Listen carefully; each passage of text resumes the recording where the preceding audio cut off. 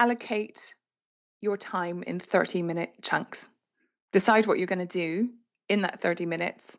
Do it, stop, rest, and change.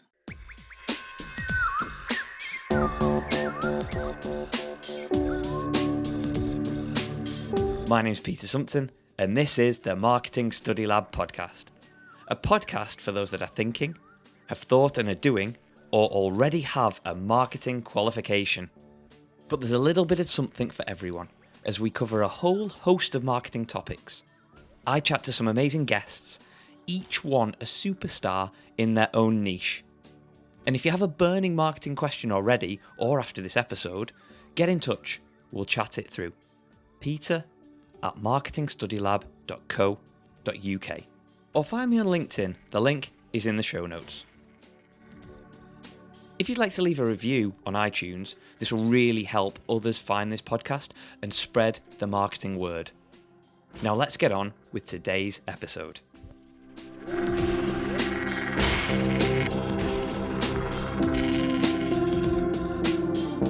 On this episode, we continue our look at the 4 C's of marketing communications and provide a little clarity around this topic later. That being, clarity is one of the 4 C's.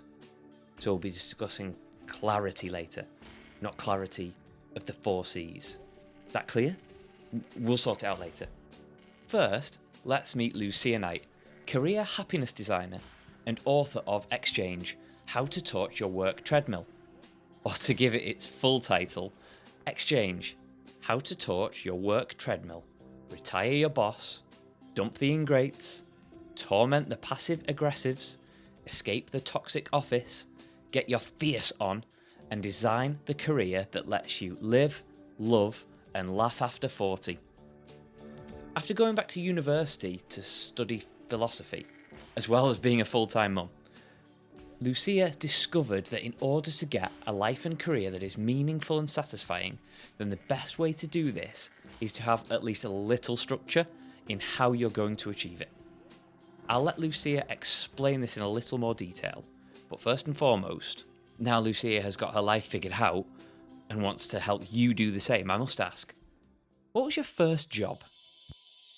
My first ever job, I was a tour guide in the Giant's Causeway, which is a National Trust place in the north coast of Northern Ireland where I grew up. But I've also sold hot dogs outside a pub, and I'm a vegetarian, and worked at all sorts of restaurants all over Dublin, France, etc. So loads of crappy jobs to start with. That is a great first job, though. Oh, I love that. That is brilliant. It was great. I had to wear a really crappy hat, sort of a made-up National Trust baseball hat, but it was fabulous, making up stories about these stones that go into the ocean. They're utterly beautiful, but it's a pretty dull job, so I just made up stories on the spot, and Japanese tourists loved it. Brilliant. I love that. That is great. That's made me question every single tour guide ever now. None of them were telling the truth. They're just trying to amuse themselves and get through the day. Absolutely, yeah. The only caveat to that is Beefeaters at Tower of London. They've got to tell the truth, because that's just... I love my history, so that's like right up my alley. Anyway, let's get back to you. What's the story that's brought you to this stage of your career as a career happiness designer? And we'll get into that bit a little bit later on.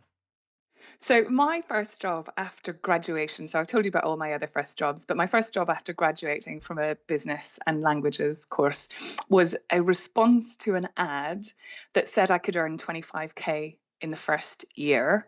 And that was all I needed to know. I was going to do anything I could to win that job. I did win that job in the end, and I fell into an industry called recruitment. And on my first day, I still had no idea what this was about or what I was going to do. And of course, they didn't pay me 25 grand in the first year, which meant I had these huge student debts that took ages to pay off. But I fell into an industry for that reason. And 17 or 18 years later, I sort of woke up and thought, where the hell am I? And how did I get here? And it stopped being enjoyable. I couldn't figure out why. I just started to fade out. Everything became very bland, and I knew that I wasn't doing work that mattered. And so When I looked around, I didn't know anybody who changed career properly and was happy.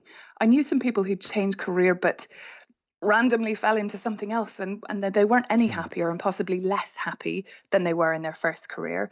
So I thought I'd take a little bit of time, and I did a master's in psychology full time, and was full-time mum at the same time. Wow. And thinking that would be, that would be it. It would all become clear after 18 months of doing this master's, doing some interesting things, reading a couple of books every day. But it almost broke me. I had to go back to university after 20 years. I had no idea that libraries were now global libraries, not paper libraries as they were when I was there first time round. And also just doing that whilst being a mum and a wife and etc. The whole thing nearly killed me. And I got to the end of that, handed in my dissertation, and realized I was in no better place. I was poorer, I was more stressed, absolutely bloody exhausted, and still didn't know what I was going to do with the rest of my life. So then I started what I should have done 18 months earlier, which was researching how to change careers. So I spent 6 months doing that, and then pulled the best that I could find from all over the world and designed my own methodology to do work that mattered and do work that had the potential to make me happy. Oh, that's really cool. I love that. I love that step process as well. And although it took you a while to get there, it finally kind of clicked that I need to do my research into these types of things first, really. Yeah. Okay. Is that how you would have done it? You would have started to do the research before doing anything? Oh, God, no. Oh. no, I would now. Yeah, absolutely. But back then, no, not a chance. It was just, I remember finishing university, applying for my first job and thinking they will lap this up because I'm going to graduate from university and who won't want to employ me? Yeah. And that was farther from the truth. Didn't hear from about 50 companies, and then it's oh crap, what do I do now? And like massively I wouldn't have done that, but now it's because it's all there and accessible, like you were saying. It's there in front of you, and if you don't do your research, and it goes back to a whole host of marketing theories and all that kind of stuff, if you don't have those foundations and build it up, then you're building yourself to fail, essentially. Totally. And we all start careers almost luckily. It's whoever offers us the first job, really. And that's, that can lead to either random success or it can lead to working really hard at something you never really were good at and a bit of burnout. Yeah. And that's what I see a lot of. Yeah. I try and simplify things, and usually everything can be simplified by saying it's like making a cake. And I think this is one of those where I could go down into the kitchen now and bake a cake without anything. Don't know how I'd do it, but I'd get some flour, a bit of sugar, some butter, etc. Don't know how it would turn out. Probably inedible, but it would be some kind of cake. It wouldn't be great. And similar thing here. If I researched the recipe and maybe I added a bit of cocoa powder and icing and all that kind of stuff, and I knew what temperature the oven needed to be, it would be a great cake. Same with a career. Yes. Same with the career. Totally. So we're talking from the same page. Cool. Totally. So you've got quite a unique title. Can you explain what a career happiness designer is? Yes. Can I just say that I made up my own title because I work for myself. I can call myself anything any day of the week. I love why that. Not? Yeah, I love that, and I think people almost hide behind their titles. Yes. And for me personally, it doesn't matter what you do. You need to be flexible nowadays, particularly within marketing. But and depending on my audience, I might call myself something different. So sometimes I'm a career happiness researcher because that's what people are interested in. But for the 4 days a week, I'm a career happiness designer. So I help people design more fulfilling, more satisfying, happier careers by figuring out their uber strengths, which are the foundation of happy careers, and then using design thinking, which is a little bit like the cake analogy you've just said, to help them design and create experiments and prototypes and analyze their success, and then deliberately, consciously take steps forward into a career that will make them happier. Oh, I love that. That sounds really cool. You sound like a huge boffin of a scientist when you put it like that. Do I? Well, I'm not at all, but I think I've become more scientific Because once you're interested in something, you want to understand how it works and what's the best way it could work and the analysis behind it. And I guess it's the same for marketing. If an ad works or a promotion works, you need to understand why to replicate it or change it. Or so that's kind of, I think, the design philosophy that is embedded in the work that I do. It makes the individual the designer. I just show them the methodology, but I'm not sure. And I know that people of my age, so I'm late 40s. Well, it's okay. We'll bleep that bit out. No, we don't have to bleep that out, because there's something at the, it's important to count your life. If I'm 25, I've lived, 300 months of the year, and I'm almost 47. So I've lived 560 months of my potential 1,000 months of my life. So I love that philosophy that if you decide it at 25 and you start to design a career that could be happy, well, you're not going to ever need me because the people I deal with haven't consciously designed their career. So then they end up stuck somewhere like I was a little while ago. Absolutely. And I think we'll come on to the fear and procrastination and things like that a little bit later on. But in terms of research, you've recently published a book called Exchange, How to Torch Your Work Treadmill. But I know the title's a little bit longer than that, but let's abbreviate it to that. It's a really cool title. I love it. Thank you. Talk us through what it's all about. So back when as I just explained to you, I didn't know anybody who'd changed careers and were happier because of it. So when I then did all my research in career happiness, I realized that there were so many people like me who didn't know anyone else because they hadn't got time, and they're doing a 3-hour commute every day and the 12-hour day, and they're working too hard to actually take the blinkers off and see what else is out there. So I started interviewing people who had designed happier careers for themselves way back when. And it was so enjoyable hearing and learning from people who'd done it by themselves that I decided I was going to interview 100 people and figure out the patterns. And this is where I turn into a bit of a buff, and I've got an Excel spreadsheet with patterns and who did what and why they did it and when they did it. And it all became clear that there were 8 or 9 underlying patterns that all of these people from different walks of life had to go through in order to design their happier careers. And I felt that that was valuable enough to put into a book, and pitched it to a publisher, and they loved it, and that was it. It's an audiobook, and I released that book in June, 2 months ago. That's or less cool. than 2 months ago. Does it make sense? So there's people out there who are just feeling a bit stuck and don't know how or where, or even just where to start. And so I put 20 of the stories together in this book and the patterns so that people could find a story that resonated exactly with their situation, and then layer in the patterns to start their own design. Okay, so that leads me nicely onto my next question, and I think in addition to this, if you want to elaborate on any of those 8 or 9 points at any time, that's fantastic. But are there any telltale signs that work you're doing isn't a good fit for you, with exception to the obvious, you're unhappy, you're not enjoying it and all that kind of stuff? Yeah, I think you just need to go a little bit deeper than I'm not enjoying work. What is it? So for instance, people who are not enjoying their work are generally drained at the end of the day. Because if they were using their uber strengths, which I call superpowers, and all of the people in the book find their uber strengths or their superpowers, they may not have found them all, but they started to use them on a daily basis.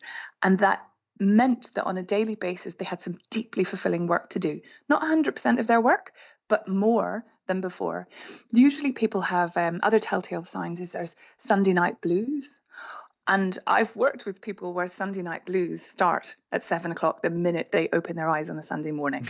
There is something wrong there. If everybody, if we could all go on holiday all the time and have great fun, we may very well do that. We all have to earn a living and earn a crust. But if your Sunday night blues are starting on Sunday morning, there's something wrong. Also, time during the day, if you keep clock watching, so time is dragging for you, it also means you're not using the skills that make you feel great. Because if you're using your superpowers, time flies.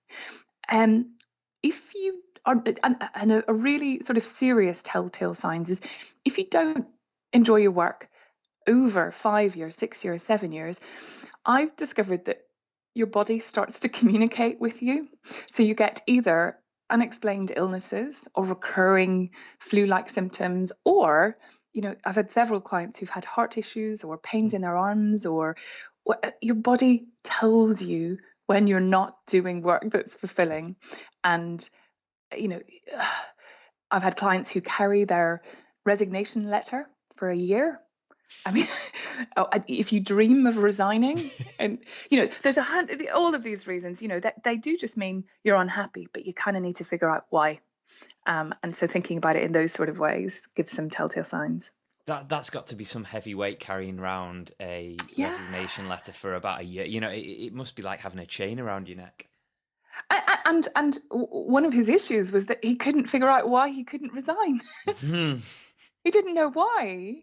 Well, he did. It was very complicated, a family to feed. Mm-hmm. But that there were other things he could have done, but that was the telltale sign for him that he was at the end of his tether. Yeah. Most people are not that unhappy, but if he could have stopped that unhappiness 3 years earlier, well, he would have been using his life very valuably, his work life very valuably. So, have you seen a change over the years as to what a happy career looks like? Oh, I've seen the world become obsessed with the word happy, and I do use it, but I use it just because the world uses it. I think in work, we should be looking to do deeply fulfilling or deeply satisfying work. I don't think anybody can be happy, although the world seems to be trying to be happy all the time. I just think you need a few more happier moments in every day. Do you see that obsession with happiness? I see people chasing dreams, and I see I see this. So I think Gary Vaynerchuk always talks about a journey, and you need to love the journey, and it's not necessarily about getting there. And it might just be an age thing, but the more I think about it, for example, I'm going to London in a couple of months with family, and I'm really looking forward to it. We do it say once every couple of years for 4 or 5 days, and it's really good, and the build up to that is fantastic, and then being there is great. But if someone was to phone me and said we're going to London this weekend, okay, great, we'd have a good time, but we wouldn't necessarily have that build up. So it's the same in terms of a career. It's like you're chasing that happiness, you're chasing the next holiday, you're chasing the next car, you can't wait to get it, then you get it, and what? But also the same in progression. When I'm a manager, I'll be happier, or when I'm a director, I'll be happier. When I'm an MD, I'll be happier. Exactly the same. So it is also about chasing something. And I find that lots of people, when they move up the ladder and they get to that whatever senior position, loads of people don't even like managing people, but that they only see the upward trajectory in their career, as opposed to how could I increase the percentage of really great work that I do every day. And sometimes that involves stopping at a certain level where there's still creativity in the role, or there's still actually doing work, as opposed to sitting in meetings talking about other people doing work. Yeah. I avoid meetings like the plague. Cannot stand it. It is horrendous.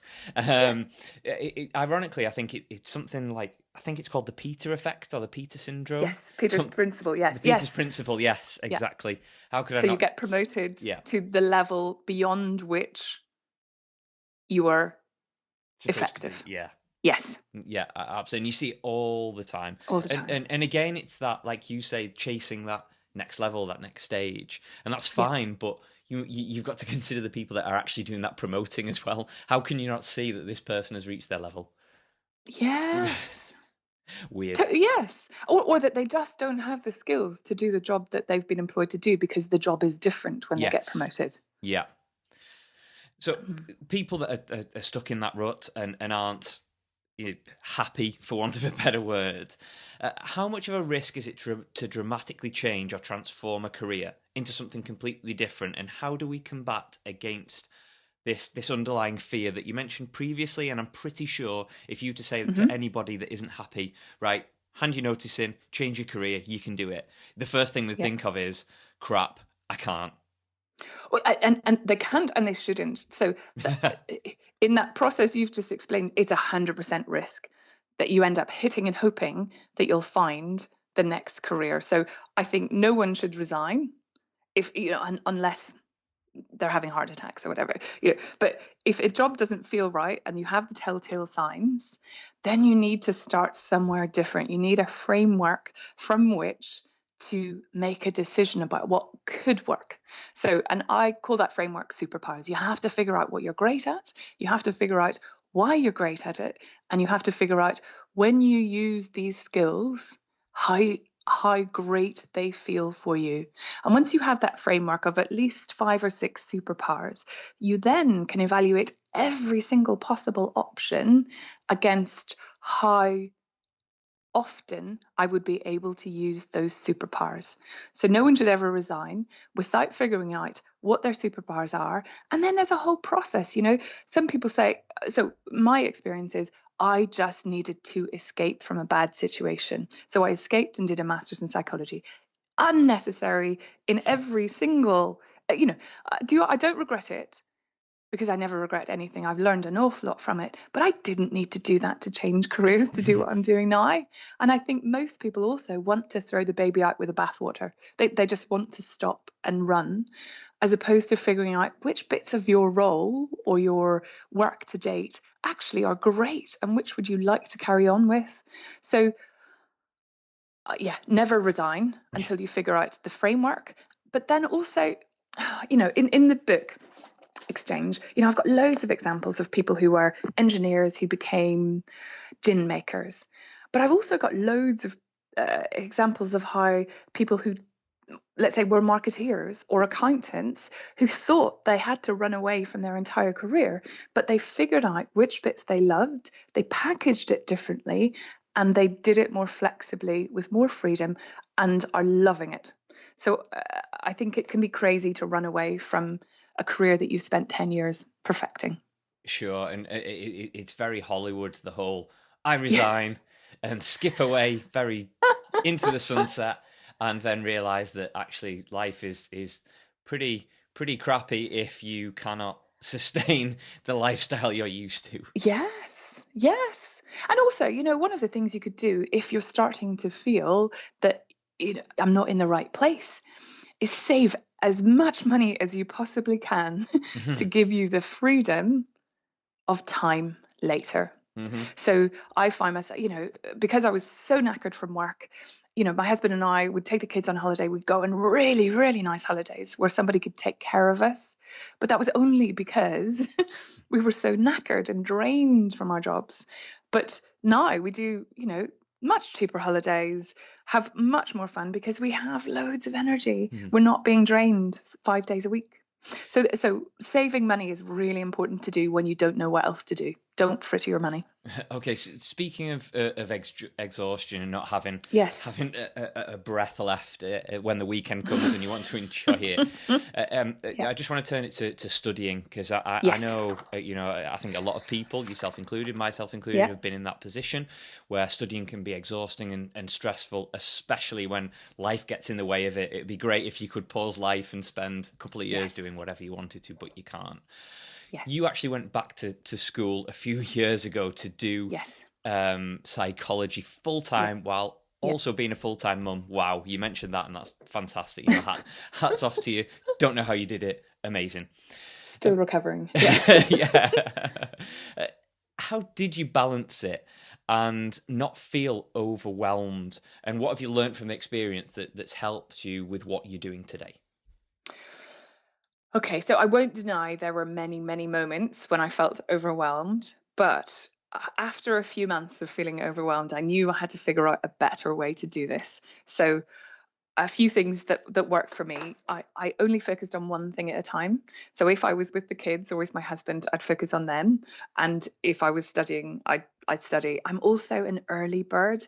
So I could study for a couple of hours before the kids got up, albeit that, 5 to 7 in the morning, better than I could at night. So I understood my own rhythm and maximized it. The other thing I'd say that I learned to prioritize that helped me greatly was just sleep. So, there's a lot of talk in the world of psychology and well-being around sleep, but the days when I didn't get enough sleep, everything was so hard. So I then prioritized sleep, and I listened to hypnosis going to sleep. If I woke up in the middle of the night, I would go back to the hypnosis. So when I had as much sleep as I needed, or nearly enough, I could handle everything. I thought quicker. I could do assignments quicker. I did exams. I also used coffee strategically. So 20 minutes before an exam, I would have a really strong coffee, but wouldn't drink much coffee the rest of the time. And I think the other thing I did with regard to studying that I find really helpful is that I asked for help really early. Given that I hadn't been to university for 20 years, I had no idea what was expected at master's level. I didn't know how to write. I did assignments. So I asked for extra help right at the beginning, and that saved me endless pain towards the end. Some really good tips there, and some things we haven't actually focused on. So I try and give a fair few tips, particularly with the studying and assignment writing and things like that, because if you get the simple things down, then the rest of it becomes a lot easier. But I love the focusing on time and maximising this time, and I hate it when I wake up at 8 o'clock and I think, crap, I've lost 2 hours of the day. But on the same respect, I know I'm not an early bird, which is a bit weird, and I kick myself for it. But I make up for that in the evening when it's a lot quieter, and I don't know what it is, but I feel more focused between, say, 10 and midnight than I do between 6 a.m. and 8 a.m. Oh God, we're opposite. If I'm awake at 12 o'clock at night, the world is in a bad place the next day. Yeah. But that's it. You just have to know yourself, don't you? And maybe be a little bit kind to yourself, because you getting up at 6 o'clock in the day and then still being awake at 12 o'clock at night, that'd be pretty hard going. Yes. If you did that for a long period of time. Absolutely. Yeah. So we've got that down. So we know it can be exhausting and stressful. But if you're fully focused on it, a qualification, an assignment, an exam, a full degree, you can completely forget there's going to be a life after that. It's all consuming, and that is your main focus. And then all of a sudden you're finished, you've passed, fantastic. Crap, what next? Didn't think that far ahead, didn't think I'd ever get here, because it was a year down the line, and people don't necessarily think that far down the line. How can students avoid this from happening, and what should be next? Okay, so there might be a little bit of repetition here, but I think there are a couple of questions that you could ask yourself if you were in that situation, just sort of waking up from a studying coma and thinking, what next? How could I use my strengths daily, and what problem am I interested enough in to spend years figuring out the answer? And that problem might be an industry, or it might be a tiny niche. I hate to use the word passion, but something that, even though you've been in the studying world for a year, you've still find time to do X. And I don't mean, do nice pictures on Instagram. I mean to, if you're interested in homelessness, or you're interested in a special kind of marketing, or you're interested in, there are some hints there that there are some problems in that area of the world that you could point your strengths at. And I think that's a really big picture way to think about it, so that you don't fall into the first job, or the first, you don't stay stuck. I really like that. What problem would you be happy with figuring out for years? I love that. That is brilliant. Because there's ways you can figure it out, but you have to like the problem enough, or be interested intellectually enough in the problem to spend years in it.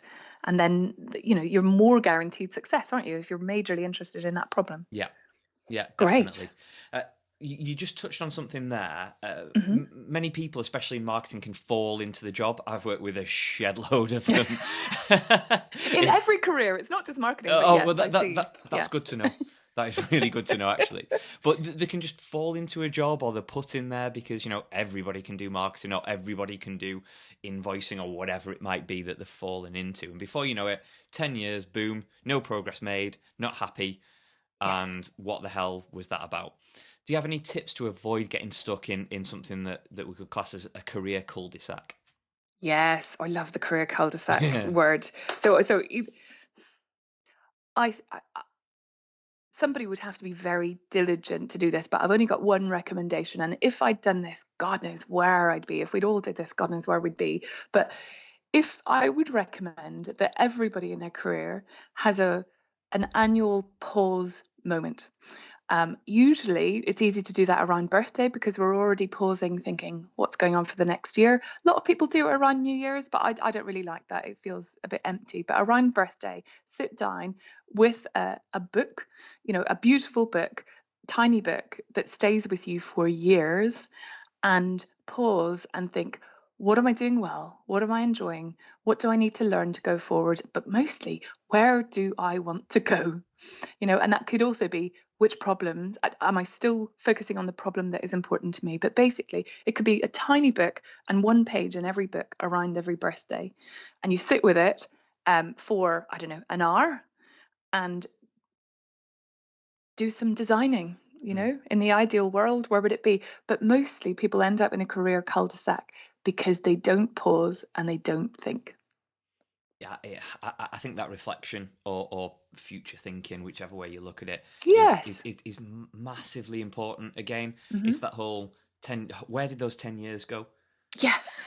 Oh my God, and I think if we started at 21 or 22 or 25 and did this every year, you couldn't not build something that you were really proud of, as opposed to waking up 10 years down the line going, what the hell? Yeah. Which happens to a very large percentage of us. Yeah, I agree. That's a really good tip to end on before we move on to some quickfire questions, if you're ready. Okay, I'm ready. Cool. Name one must-read business book. Designing Your Life by Dave Evans and Bill Burnett. What was the last thing you Googled? How to do short videos for camera shy people. Little insight there, I feel. I've got to work on videos, and I don't want to. We can do this. Come on. Yeah, we can. Come on. As introverts are getting out, we're going behind the camera. Absolutely. No, in front of the camera. In front, yeah. Don't stay behind. What is your most used app at the moment? I love LinkedIn. I'm in it every day. I think there's some great. I think there's some great articles in there and some great learning opportunities sitting in there. What is your favourite theory, concept, or methodology? Oh, I kind of hinted at this before, but recently I interviewed someone who changed their career, and he introduced me to the concept of counting time in months. And so I've lived 560 months. He'd lived 600 months before he'd made his change. And I think someone who's 25, if they've lived 300 months, they've lived a third of their life if they are lucky enough to live to the average age. So counting time in months. Yeah, I almost want to pause for about 5 minutes and just let that sink in. It's fantastic. It literally has changed the way I'm doing so much more. I feel an excitement about what I can do this month, not this year. Wow, that's cool. I love that. And plus it's quite a short time period as well. So if like we were saying before, if you say, oh, in a year's time I want to be here, well that's in a year's time. I've got ages. But you can forget about it. Yeah. If you put it in a month, if you are working for somebody, that's one pay slip. That is it. Yeah. Yeah, I like that. Months. Yes. Oh, I'm glad. Love it. It's brilliant. I'm going to spread it across the world. Okay. Thank you for helping me. Cool. Final question. What would be a one tip for people who are studying at the moment? I was going to say sleep more, but I'm going to, because I've already said that, allocate your time in 30-minute chunks. Decide what you're going to do in that 30 minutes. Do it. Stop. Rest. And change. Love it. Final question. If people just add this. This is a sneaky one. Yeah, sneaky one. If people want to find more out about the book or get in touch with you, where should they go? I'm hoping this isn't going to be too taxing. If they go to www.midlifeunstuck.com, they'll find everything there. That is fantastic, Lucia. It's been amazing talking to you. Thank you so much for joining us. It's been so much fun. Thank you.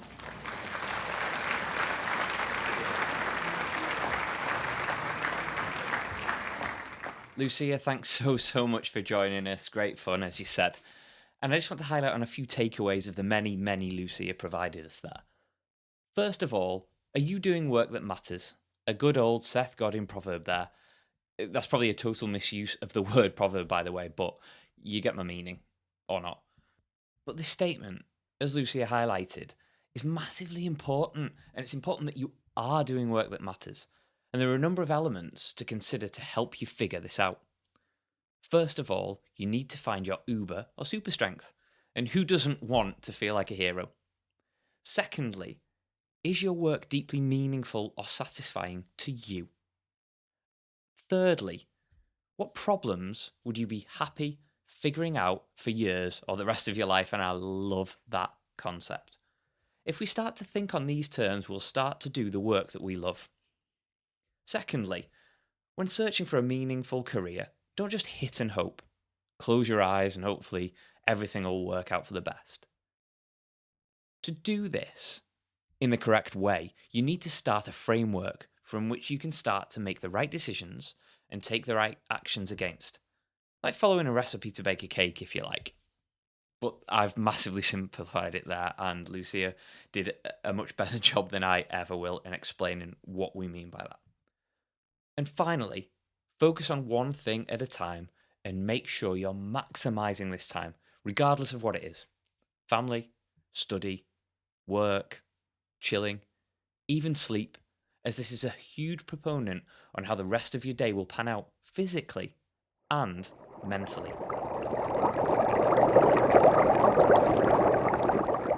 And finally, we come to our top tip this week, which is looking at the clarity in the 4 C's of marketing communications. I might have got a little bit confused at the start of this episode, but let's try and clear things up. So it's about that. If you've ever been confused by anything, like ever, you'll understand why clarity is so important and why it should be one of the fundamentals of any marketing communications. Take the last thing that confused you, for example. Okay, mine's my shoelaces, but let's move on. Think how this made you feel. Comfortable? No. Attracted to it? No. Any affiliation to it? Again, no. Because it's poor communication, miscommunication, misguided. This is why you need clarity in your comms. Now think about the best communication you've ever had. This may be from a sat-nav, a paint tin, or even a coach, say, at a gym. Was it easy to understand? Yes. Was it easy to follow? Yes. Could you do exactly what it said on the tin? Yes, you can. And it's as simple as that. Keep it simple, stupid. KISS is always a good formula when you're looking at your marketing comms, particularly the messages. Now go and make sure all your communications are clear, unless you want to be stuck with Velcro shoes for the rest of your life.